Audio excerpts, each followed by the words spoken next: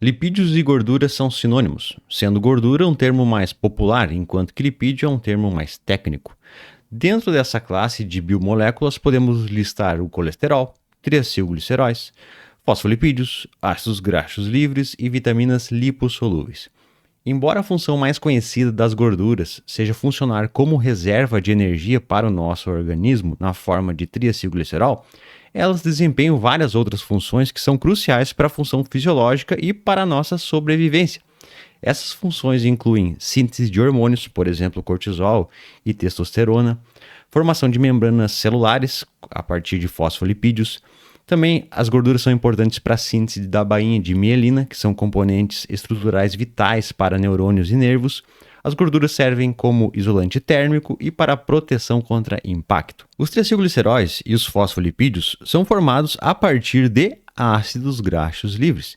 Devido a essa importância, o foco a seguir será sobre os ácidos graxos. Um ácido graxo é composto por carbonos e hidrogênios, podemos chamá-los de hidrocarbonetos. Em uma extremidade do ácido graxo contém um grupo metil e na outra extremidade um grupo ácido carboxílico. A disposição dos elementos e o número de carbonos determinam o tipo de ácido graxo. Então agora falarei sobre a classificação dos ácidos graxos. Duas classificações básicas dos ácidos graxos são baseadas na disposição dos elementos de carbono e hidrogênio. Então temos os ácidos graxos saturados e os ácidos graxos insaturados. Começaremos então pelos ácidos graxos saturados. Estes contêm apenas ligações simples na estrutura de carbono e, portanto, são capazes de se ligar ao número máximo de hidrogênio. Daí o termo saturado. Está saturado de quê? De hidrogênio. Os ácidos graxos saturados são geralmente mais estáveis e tendem a ser mais sólidos à temperatura ambiente. Os ácidos graxos saturados são geralmente associados a um maior risco de problemas de saúde, incluindo doenças cardíacas. No entanto, algumas pesquisas indicam que a ingestão de ácidos graxos de cadeia média, como os ácidos láurico e o mirístico, presentes no óleo de coco, podem trazer benefícios para a saúde. Os ácidos graxos saturados estão presentes em grandes concentrações em alimentos de origem animal. Óleos vegetais, como o óleo de coco e o óleo de palmiste, também contêm níveis mais elevados de gorduras saturadas. Sua alta estabilidade e o baixo custo explicam por que esses óleos são frequentemente utilizados em produtos assados, como cereais e biscoitos. Agora falando dos ácidos graxos insaturados. Estes contêm ligações duplas, portanto não conseguem maximizar as ligações com os íons de hidrogênio. Daí o termo insaturado. Os ácidos graxos insaturados são menos estáveis e tendem a ser mais líquidos na forma de óleos à temperatura ambiente. Por isso, são menos desejáveis na fabricação de muitos produtos assados. Os ácidos graxos insaturados são subdivididos em ácidos graxos monoinsaturados e ácidos graxos poliinsaturados. Esses termos indicam o número de ligações duplas entre carbonos. O ácido graxo monoinsaturado possui apenas uma ligação dupla na cadeia carbonada, enquanto que o ácido graxo poliinsaturado possui mais de uma ligação dupla na cadeia. Os ácidos graxos ômega 3 e ômega 6 são exemplos de ácidos graxos poliinsaturados. Então essa foi a classificação dos ácidos graxos de acordo com a disposição dos elementos de carbono e de hidrogênio. Agora veremos a classificação dos ácidos graxos de acordo com o número de carbonos. O número de carbono de um ácido graxo pode variar entre 4 a 28. O comprimento da cadeia também influencia algumas propriedades físicas do ácido graxo. Então vamos ver alguns exemplos. Os ácidos graxos de cadeia curta possuem entre 4 e 6 átomos de carbono e são geralmente mais líquidos à temperatura ambiente. Os ácidos graxos de cadeia média possuem entre 8 a 14 átomos de carbono e podem ser líquidos ou sólidos à temperatura ambiente. E por fim, ácidos graxos de cadeia longa possuem mais de 14 átomos de carbono e são geralmente sólidos à temperatura ambiente. Então, avançando aqui na nossa aula, agora veremos os ácidos graxos essenciais e não essenciais.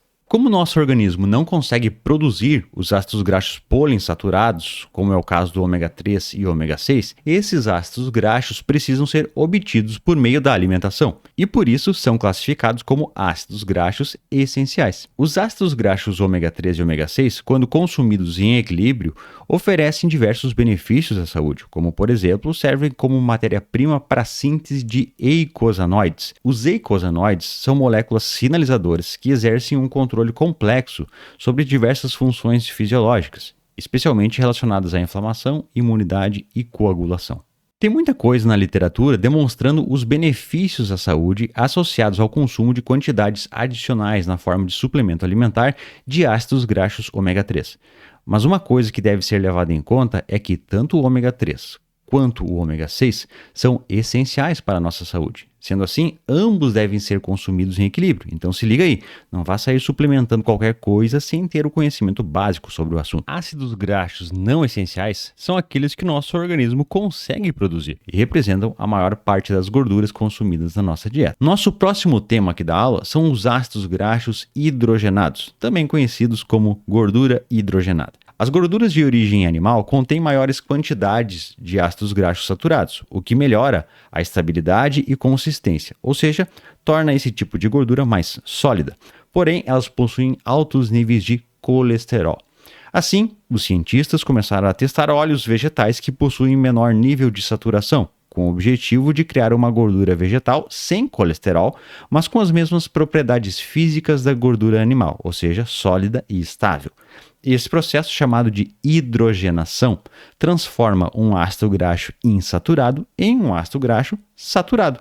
Isso ocorre devido à quebra das ligações duplas entre os átomos de carbono e à adição de átomos de hidrogênio, que se ligam a esses carbonos na cadeia hidrocarbonada, gerando um ácido graxo saturado. De novo, saturado de quê? De hidrogênio. Bom, e os ácidos graxos trans, ou as gorduras trans, o que é isso? Esse tipo de gordura foi muito popular no século XX, quando era utilizada por indústrias alimentícias para melhorar a textura, o sabor e a vida útil dos produtos.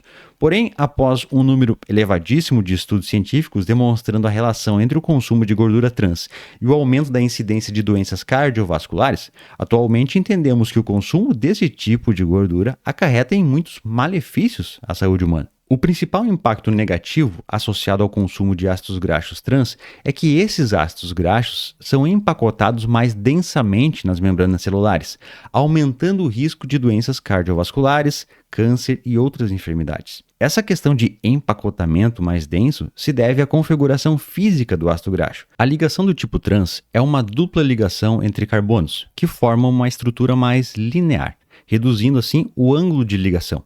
E isso facilita o empacotamento denso dos ácidos graxos. Isso permite que mais ácidos graxos possam ser agrupados em um pequeno espaço. A ligação do tipo trans aumenta o ponto de fusão e viscosidade à temperatura ambiente desse tipo de ácido graxo.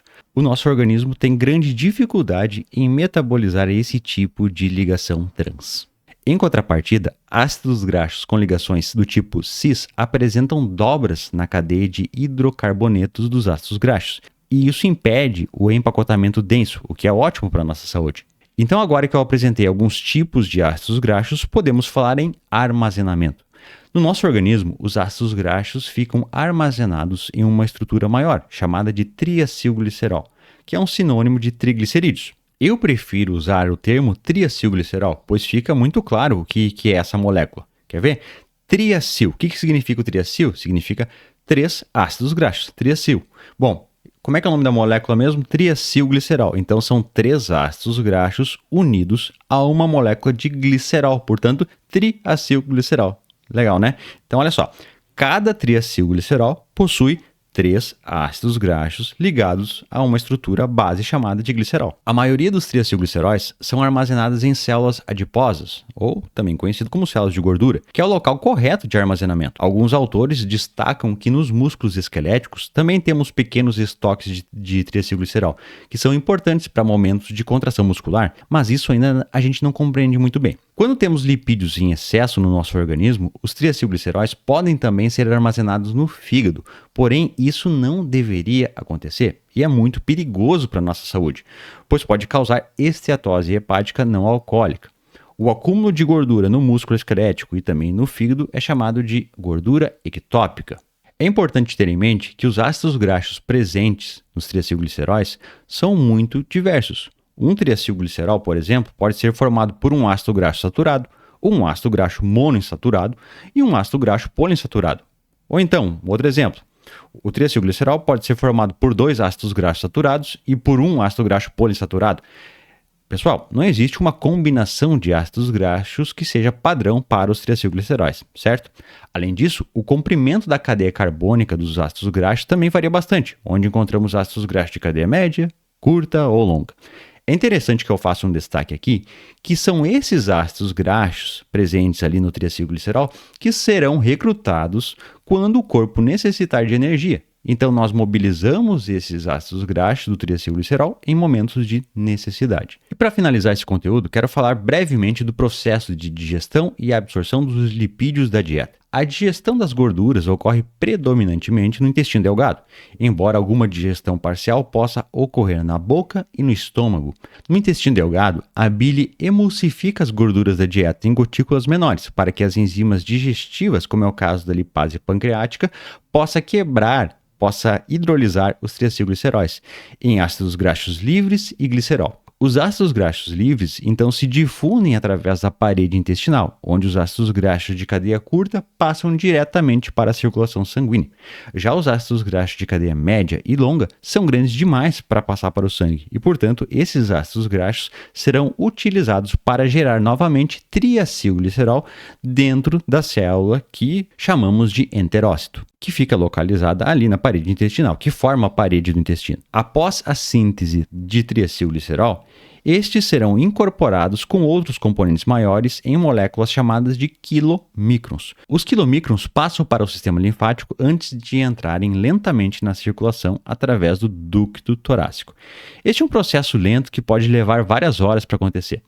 Uma vez no sangue, os quilomicrons abastecem os tecidos com os ácidos graxos contidos nos triacilgliceróis. Essa reação é catalisada pela lipase lipoproteica, uma enzima localizada na membrana celular das células adiposas, das células musculares, esqueléticas e cardíacas e das glândulas mamárias.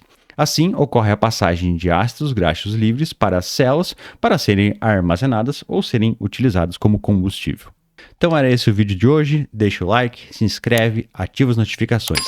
Beijos, abraços e até!